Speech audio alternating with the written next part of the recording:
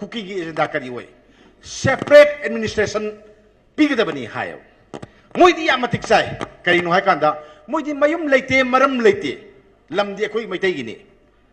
lump ओइ अखोई लमसिदा मोइगी permanent ओइना लैबा यारनबगिदमक्ता separate administration मा पियु ममा लेबाक ओइगे हायबनी ने अमरोम दायरगा मिगी लम मुल्लगा सी कुकी की निको कुकी की डिमांड निको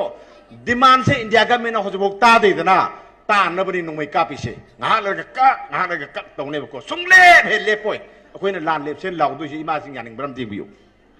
ya bining bram ting biu ko adum tawni ngasi tawre dana hayeng amuk tawkani hayeng tawder na chi tawkani sine ko akoi gidi ka dawre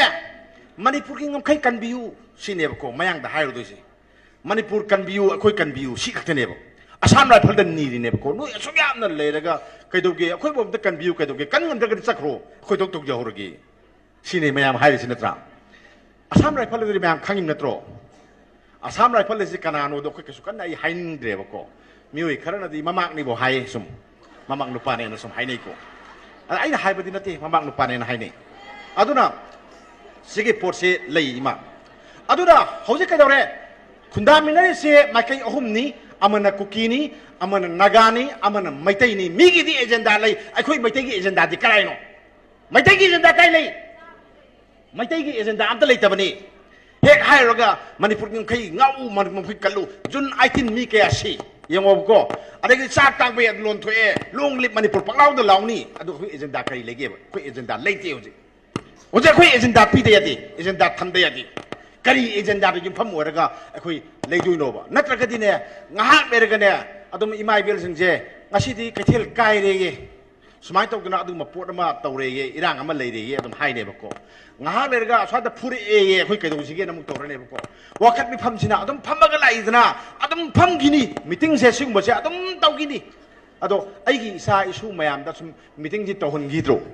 aduna maitai gi agenda ma thok tai adu agenda adu kari kari puthoye mayam akhang hi kana kana na agenda thok pi dege agenda kari le rege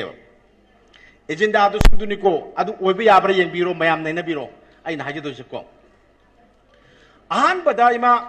akhoi gi manipur se maning makha tamba leibak ama oina lere mesi ima haibe loi khange ko ado leiriba maning makha tamba khoi gi leipak se india ta tilli mayam loi yai ko asi summi natraga lali se ai hairoi aduga tinpham thokte so hairoi tingada bane so haijaroi akhoi manipur se india gi saruk ama oiraga leire ko leibasida major agreement na ma khuyek pinaye ba ima khuyek pinabasi mayam nadi naharon mayam nagadi yam sawi kaina kan shilong da akhoi gi maharashtra border center du ada kauraga house arrest tawraga namdana khuyek pinabane na haidana major agreement amalai major agreement tuna akhoi se india ga punna lai ne india da pulli ne ba ko adogi major agreement to only 4 days numit marini khakta da shemaga soi to bone ba maitai akhoi gi kari orpa yage kari kamai to godage akhoi ji sahi asuk sarkar da kamai tor kani ha porse karim yaudi sadaba yaba agreement oide aduna ni ngasi imai ben mayam na akhoi kallu ina lujing loya da siri thabak ta yeiri aigi pari kallu imum kallu ina mayam sili se major agreement da kaim jawam da banani adugi major agreement to salugum si haite ko nau nam tang ihenje ba ko hapchan lau je ba maitai kanana ba den adi phurup mayam se nuksina na leiminana ba karin da tawdana ba major agreement to nau na ithoksi agreement ma tawna si india da tin da ba sumna da ba nau na ithoksi sibuk tang thanang ge bai natrati akhoi gi lambi karim deiti akhoi gi lambi karim deiti ngahang le ga ma tarokani ngahang le ma tawni india na muk sanai mu haini ada ma tawni sibu india na manipur thoi ba irang sibu laksan babu kayam kui ba thabak no sibo numit humni da loi po ne mi laksan bai je adu ke dong no nei hairoga laksan da bane thadoi na tro moina thadoi na tro lan tarai si kanano si mayam khange ai hanjan jar roi ba ko akhoi gi sida yellow mi oina leitaba mitok mayam na landarak pane ba ko aina mitop ni haijari se aina haiba na te ko se sang mayam da haiba ni ko mayam loi khangbiram gani adu ti ke dore yellow mi si kanano ima yellow mi si kanano khoi din na se ba ko yellow mi se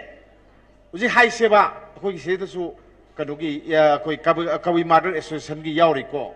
kabui se sat ora tan sina khoi mayam na มวยไก่สัตุรีมวยจะทำอะไรบ้างไม่ได้ไอ้คุยจะสั่นลูนตาลูนใส่ไปแล้วกันใครสัตุรีเกสัตพัมเลยตาบ้าหันพัมเลยตาบ้าสิทธิ์สมเลยบ้ากังวูเซ่สิบุเยลโลมีกวีเยลโลมีจะสินิโกคุกกี้ตาลูใครเซียนกินีเมนมาร์เซียนกินีมวยฮอร์พัมนิมาดูคุยในไต้ส์มวยฮอร์พัมสินิโกเลยดิเซ่อะดูงั้นใช่กี่ลันดาร์เอกระไรด้ไอ้กิลลัมดมวยน่ะใช้ดังก็เลยบันนี้ไม่ยามเลยขังบีดังวันนี้ใช้ดังก็เลยบันนี้ใช่ไหมใช้ดังก็เลยบัสิดามาพูดสารักไปวานิดา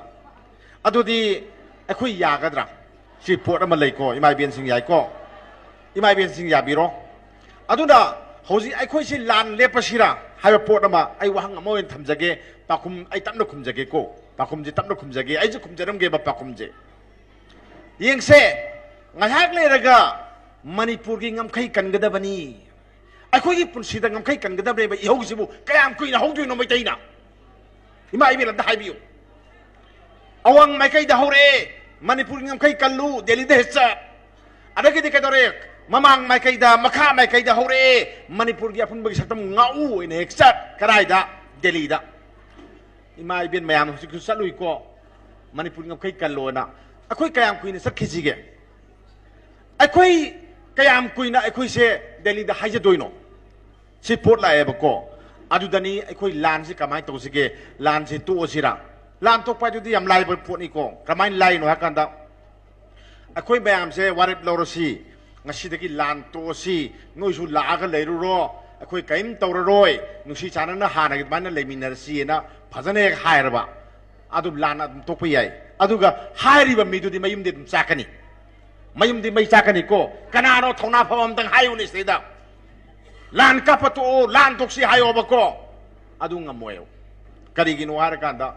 ไม่ได้ไอ้คุยเซ่เขาจะเซ่หิงบ้านนัตรกสีใบสีมาขังกับเราแม่งขังบีรับเราอีมาไอเบลแม่งขังบีรับเราไม่ได้ไอ้คุยเซ่หิงอันนี้หายบ้างกับมารับเราไอ้คุยสิใครต้องไว้สิด้วยเนาะไอ้มาทำทารังเกสิกิพิมจะสัตตาระบาสาหิกุนจัดโอ้ยไม่ได้รวยระดับนี้ก็ไม่ได้รวยระดับนี้ไม่ได้ไอ้คุยเลยทำเลยระดับนี้บ้างก็สิโพสต์มาขังบีรอบอะดูนั่นนี่ไอ้น่ะไอ้คุยลานตกชีรายเจไอ้คุยหิงนั่นนะบางทีเราบอกแต่เนี่ยมันลานตกด้วยสิลานตาเร่ไอ้คุยเสียเลยไม่ใช่ไม่ยามเสียเลยไม่เบียลไม่ยามทับอักตะคุบ้างนะพูดก็ไอ้คุยกันบิโอไอ้คุยกีเร่ไอ้คุยเสียเลย